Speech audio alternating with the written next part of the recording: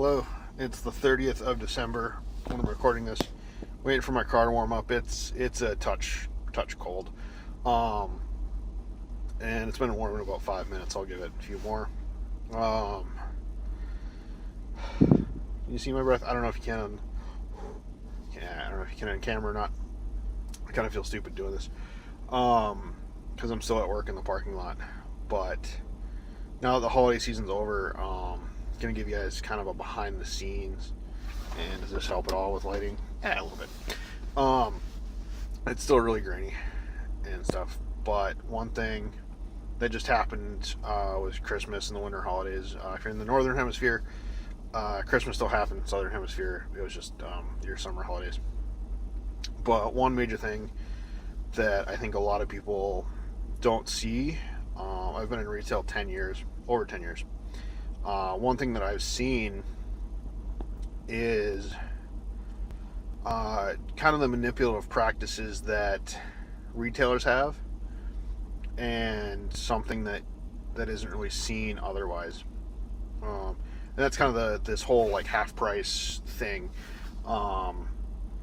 If you ever go into a retail store and you see, oh, it's half price or it's half off, this huge price will ask why. It's one thing if it's an old product, or product that the company's just trying to move. I know, like the company that I work for, it's usually just really old product, or it's outdated. But then you have companies, and some of the major companies that I complain about that do this are companies like Herbergers, and I think JCPenney's does it, Kohls does it, and what they do is they manipulate the price. One second, get that more comfortable. They manipulate the price and make it look like a better deal than it really is. So a good example is the work pants that I buy are Docker D4s, I think. On Amazon, they're roughly $35, $40. There's a little bit of variation, but $5 throughout the course of the year. Not a big deal. But what you'll see, like Herbergers does, and I've actually seen this firsthand, and this is why I don't buy my pants from them anymore, is that in like July, during the middle of summer, the demand's low, and I'm trying to check the temperature too.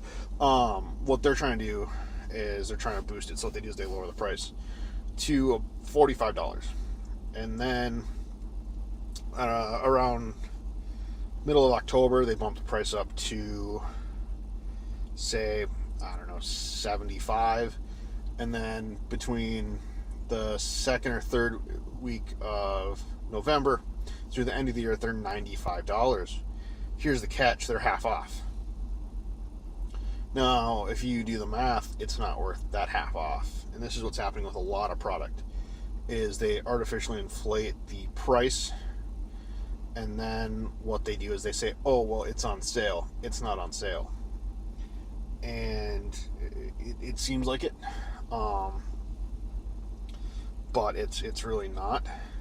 And I don't know if too many people have talked about this.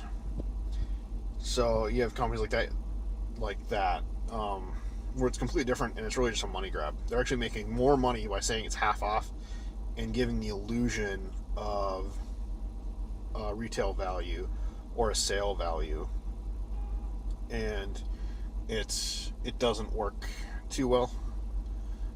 That way, if you're in the know, and I think that's why brick and mortar stores are really having an issue now, is people have smartphones. I mean, I'm filming this on my cell phone right now after work, and the thing that people aren't listening to and aren't paying attention to is the fact that,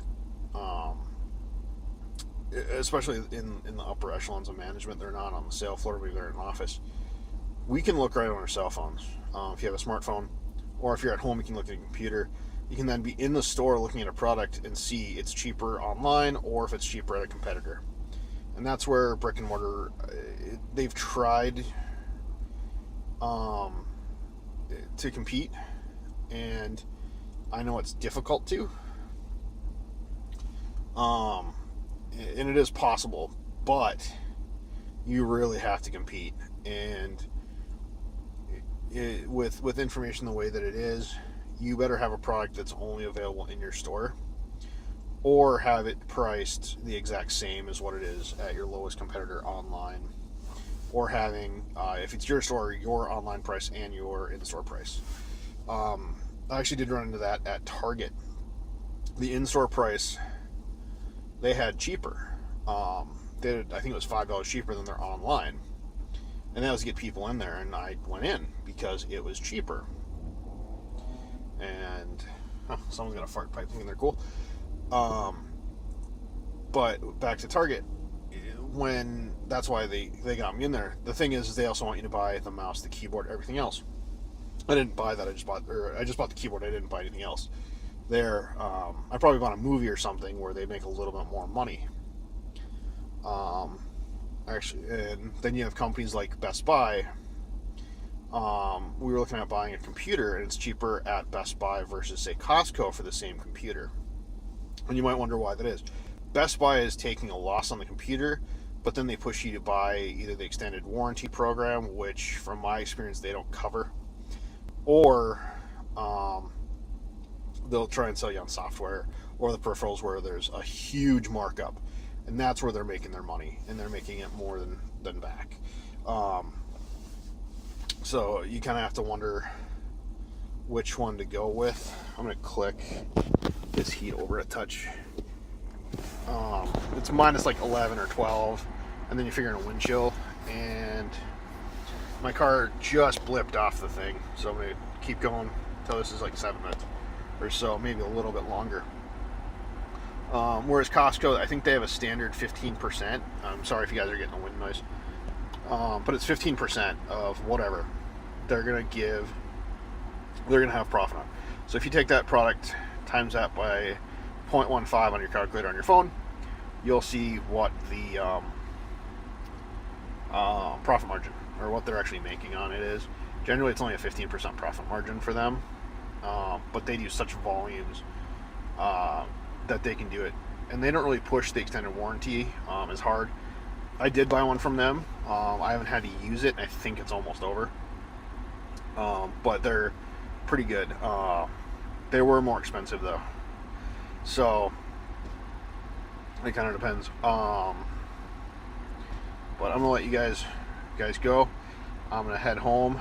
Hopefully make it safely. I do have a dash cam to put up yet, but yeah, so you guys have a good New Year. It's still 2017 when you guys see this. I'm going to try and get this up tonight. Otherwise, if it's 2018 already or later, Happy New Year. I'm going to try and warm up, and you guys stay safe and have a Happy New Year.